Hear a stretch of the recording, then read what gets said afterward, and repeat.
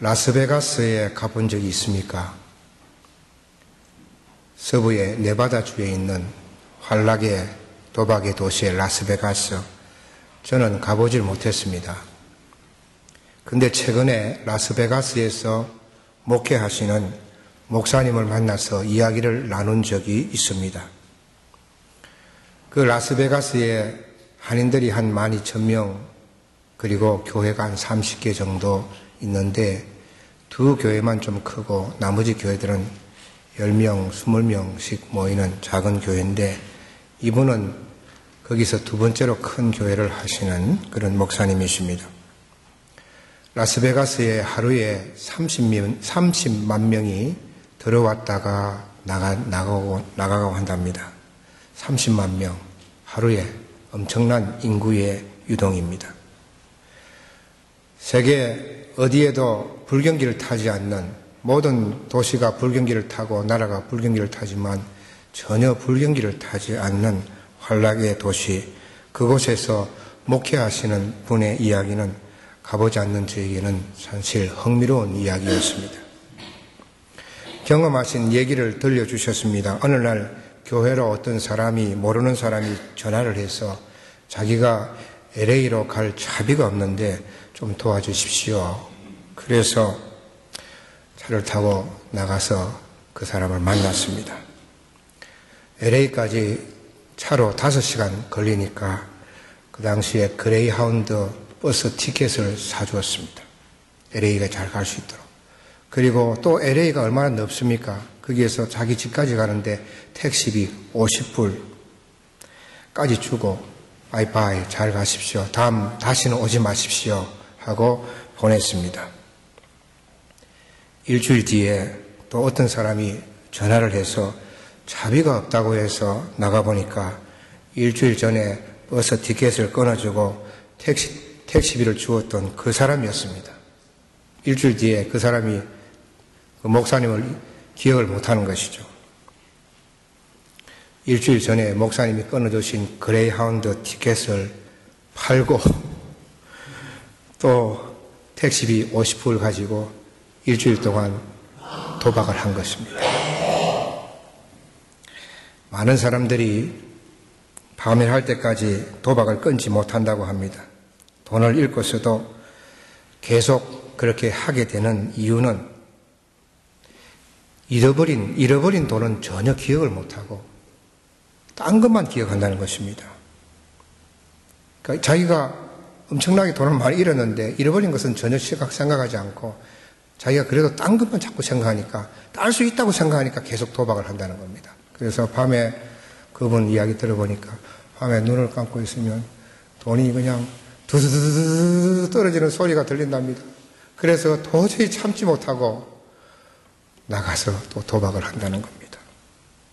재산을 다 잃고 가족을 다 잃고 건강조차 잃고 파멸하게 하는 것이죠. 여러분, 한번 미혹에 넘어가면 정말 망할 때까지 벗어나지 못하는 것입니다. 그 배후에 누가 있겠는가? 여러분, 마귀는 우리를 파멸로 이끌기 위해서 미혹하고 시험합니다. 저를 포함해서 여러분 모두에게. 예수 안 믿는 사람들은 미혹하지 않습니다.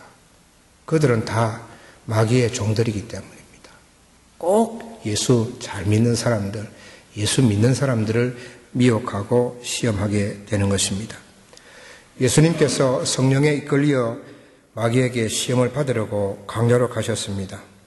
그 예수님의 시험을 보면서 우리가 생각되는 것은 세 가지입니다. 첫째는 시험에는 예외가 없다는 것입니다.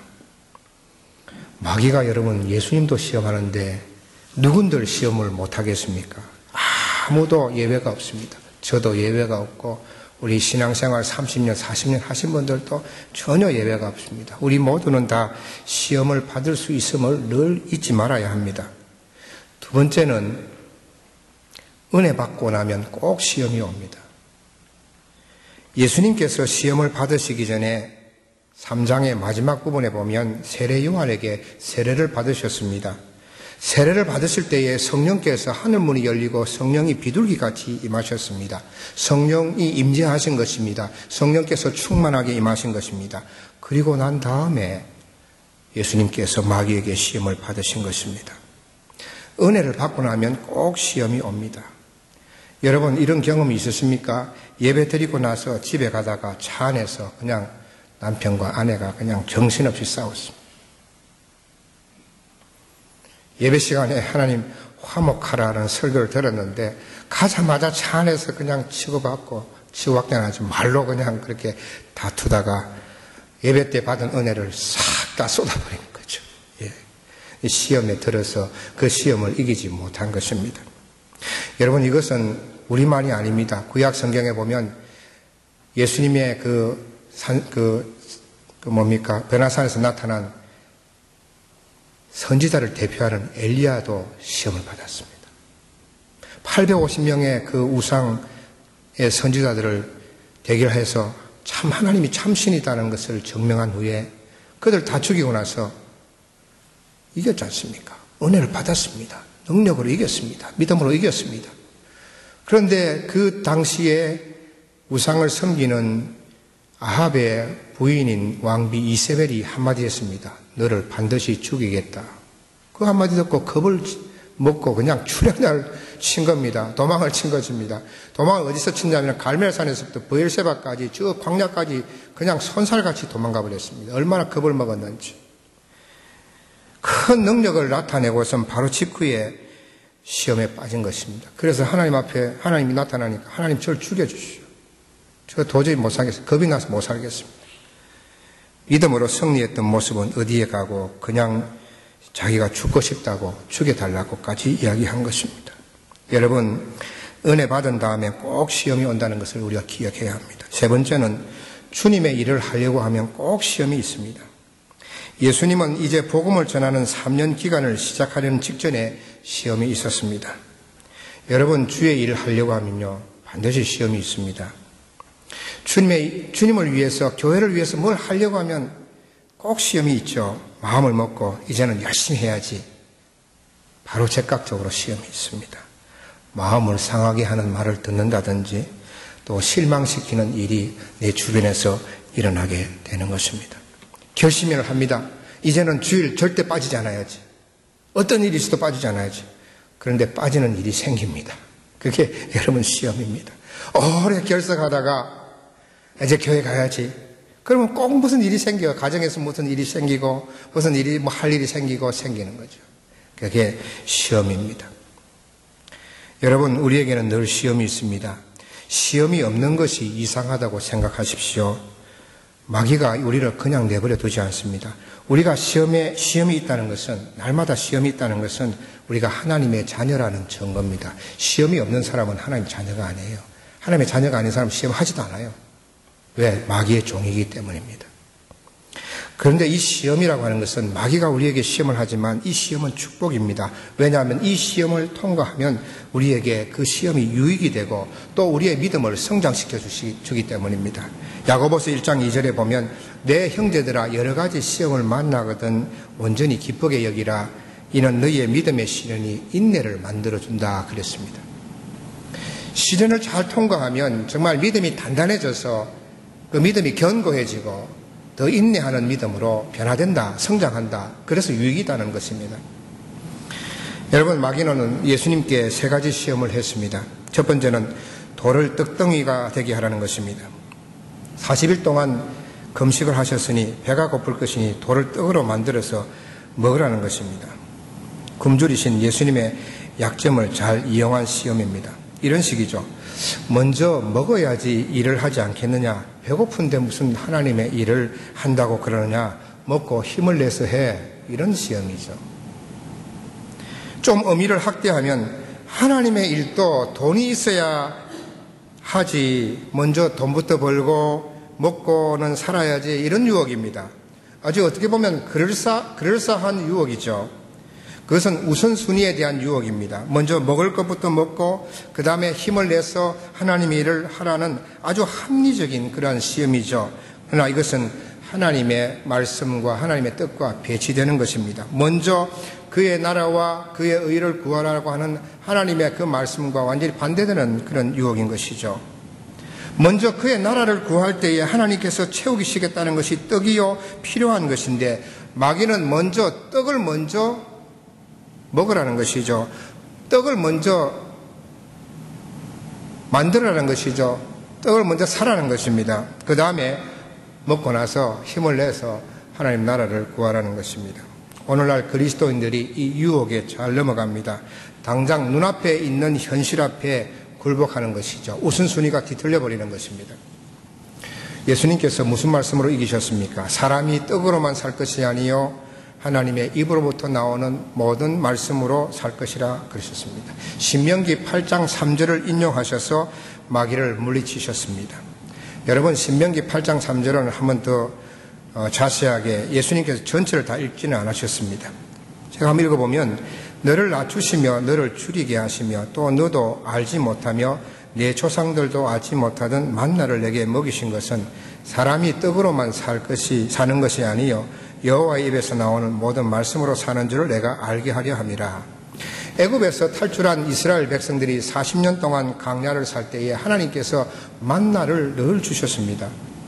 만나를 먹이셨습니다. 다른 음식, 우리 한국 사람이 좋아하는 그런 음식이 아니고 오직 만나와 메추라기만 먹이셨습니다. 왜 그렇게 하셨을까요? 그 목적이 있어요. 그것은 사람이 떡으로만 사는 것이 아니고 하나님의 말씀으로 사는 것임을 알게 하기 위해서입니다. 하나님의 말씀대로 사는 것이 먼저이고 하나님 나라를 구하는 것이 우선이라는 것을 알게 하기 위해서 하나님께서 40년 동안 광야에서 만나를 먹이신 것입니다. 그런데 마귀는 우선순위를 바꾸라고 그랬습니다. 그러나 주님은 우선순위를 말씀하시면서 마귀의 시험을 이기신 것입니다. 여러분, 이 시험은 오늘 사는 우리에게 가장 많은 시험일 것입니다. 우선순위를 바꿔봐. 먼저 열심히 일하고 돈을 많이 벌어. 먼저 떡을 먹어. 그리고 나서 하나님 일하면 돼. 이런 유혹이죠. 하나님의 일을 먼저 하고 그의 나라와 그의 의를 먼저 구하고 나면 하나님께서 더 해주신다고 하는 그 말씀을 믿고 살아가는 것이 우리인데, 마귀는 그것을 거꾸로 우리를 유혹하는 것이죠. 이런 유혹에 우리는 하나님의 말씀으로 이겨야 될 줄로 믿습니다. 두 번째 시험은 성전 꼭대기에서 뛰어내리라. 그러면 천사들을 보내서 하나도 다치지 않게 하겠다는 것이죠. 이것은 인기에 대한 시험입니다. 성전 높은 꼭대기에서 떨어지면 죽거나 크게 다칠 것이 뻔한데, 만약에 뛰어내려도 하나님께서 천사를 보내서 하나도 다치지 않게 하면 사람들 앞에서 대단한 인기를 얻을 것이지 않느냐는 것입니다. 이야, 대단하다. 천사까지 동원해서 하나님이 지켜주시는 분이시구나 하고 예수님이 갑자기 인기인으로 부각되지 않겠느냐는 것입니다. 스타가 되는 것이죠. 마귀는 성전 꼭대기에 내려서 천사들이 보호해서 너는 스타가 되라는 것입니다. 마귀는 예수님을 스타로 만들려고 시험한 것입니다. 예수님은 오직 자신의 영광이 아니라 하나님의 영광을 위해서 오신 분인데, 자신이 영광을 받도록 마귀가 유혹한 것입니다. 너가 하나님보다 더 높이 스타가 되어야 된다라고 그렇게 유혹한 것입니다. 여러분, 예수님께서 하나님의 영광을 위해서 오셨는데, 하나님의 영광을 위해서 예수님께서 하실 최고의 사역이 무엇입니까? 그것은 십자가를 지는 것입니다. 십자가를 지심으로 본인이 그 십자가에서 죽어서 모든 인류를 대신해서 짊어지시고 죄를 짊어지시고 죽으심으로 하나님께 영광을 돌리기 위해서 이 땅에 오셨는데, 마귀가 십자가를 지지 못하게 한 것이죠. 십자가를 짐으로 하나님께 영광 돌리는 것을 하지 말라고 유혹한 것입니다. 네가 영광을 받으라는 것입니다. 내가 하나님의 영광을 가로채라는 것입니다. 사람들의 인기를 받아서 내가 영광을 받으라는 것입니다. 여러분, 예수님께서 스타가 되고 예수님께서 영광을 받으면 십자가를 지지 않으시고 결국은 우리 인류에게 구원은 없는 것입니다. 마귀의 시험은 결국은 십자가를 지지 못하게, 인류에게, 우리에게 구원을 주지 못하기 위한 시험인 것입니다. 여러분, 예수님 당시에 바리새인들을 아시죠? 왜 바리새인들이 타락한 줄 아십니까? 그들은 정말 하나님을 잘 믿었던 사람들입니다. 11조 생활도 잘하고 금식도 열심히 하고 하나님 말씀도 고정적으로 읽고 기도도 검색하면서 했던 그런 열심히 있는 사람들이었습니다. 그런데 예수님께서 그들에게 너희들은 거짓되고 외식한 사람이고 회칠한 무덤 같아라고 그렇게 예수님께서 책망하고 비판한 이유가 무엇입니까? 그들은 그렇게 하면서 자기의 영광을 구했기 때문입니다. 하나님께 영광을 돌리지 않았습니다. 자기가 인기가 올라가고 자기가 사람들에게 칭찬받고 그것을 구했기 때문입니다.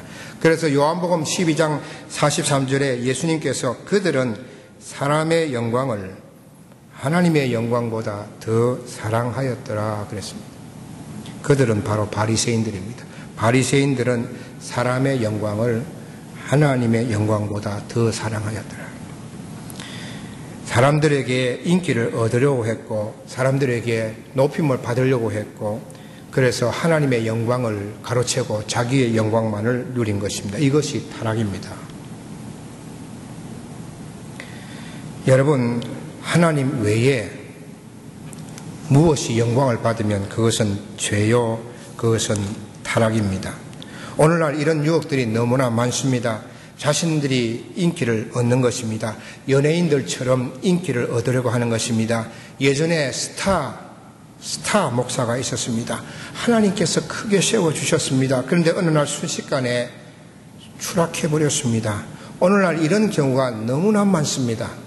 자기가 영광을 받으려고 했을 때 하나님께서 그를 치셔서 바닥으로 떨어뜨려 버리시는 것입니다. 여러분, 마귀는 이렇게 유혹합니다. 너가 인기를 얻으라고 스타가 되라고 시험합니다. 교회 자체가 영광을 받는 것도 위험합니다. 저 교회 정말 대단해.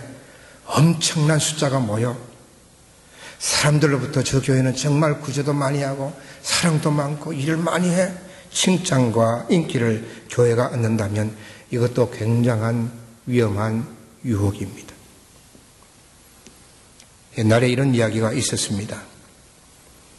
흑인이 교회에 들어가서 예배를 드리려고 하는데 성도들이 들어오지 못하라고 막았습니다.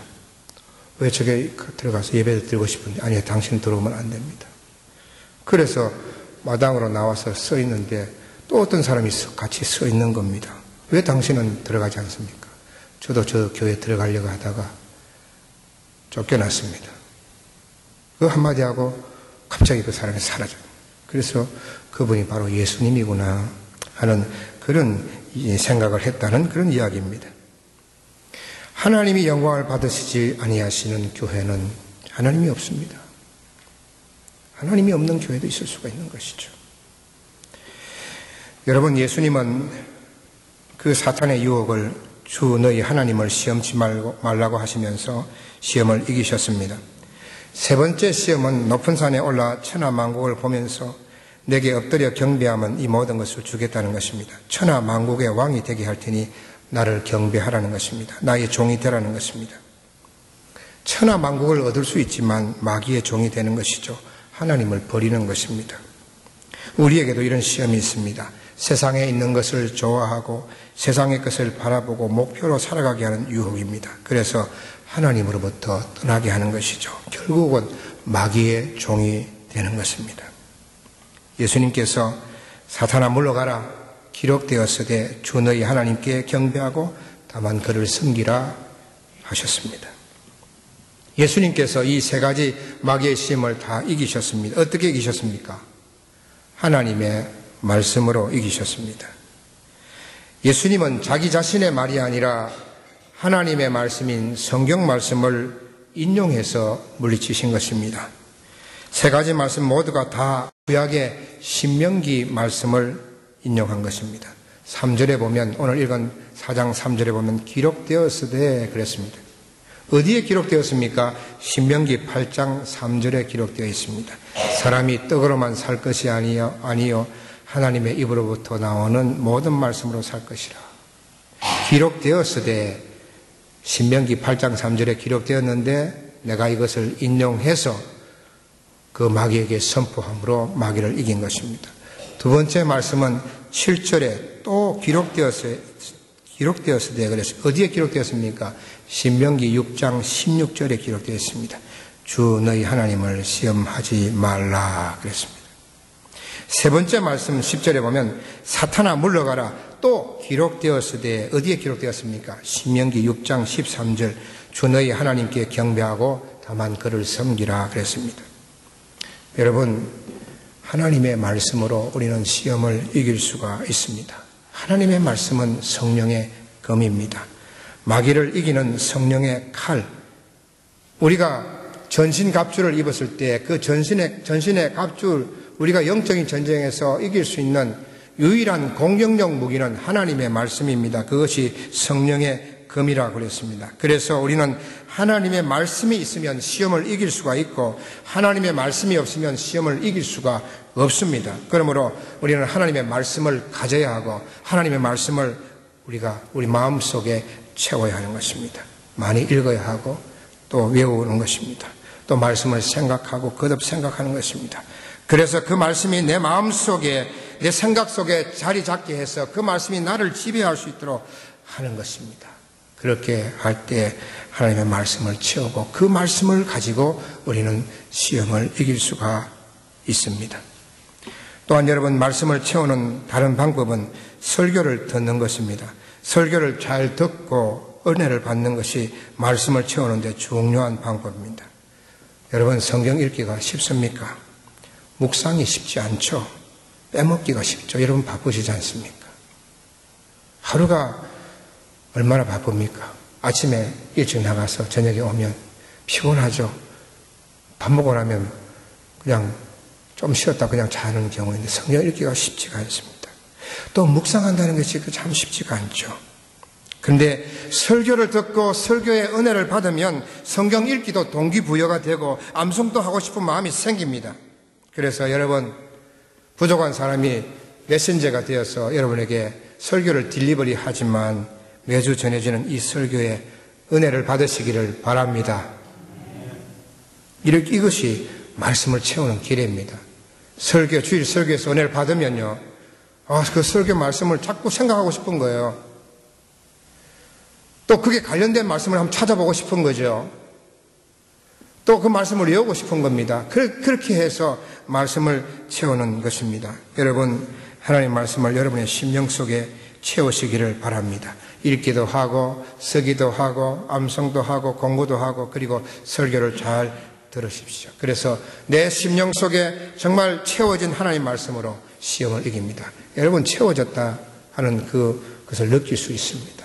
여러분, 배가 고파서 밥을 먹고 나면 배가 포만감을 느끼지 않습니까? 똑같이 하나님 말씀을 내가 많이 먹었다 하면 그것을 내 마음에 배가 불러요.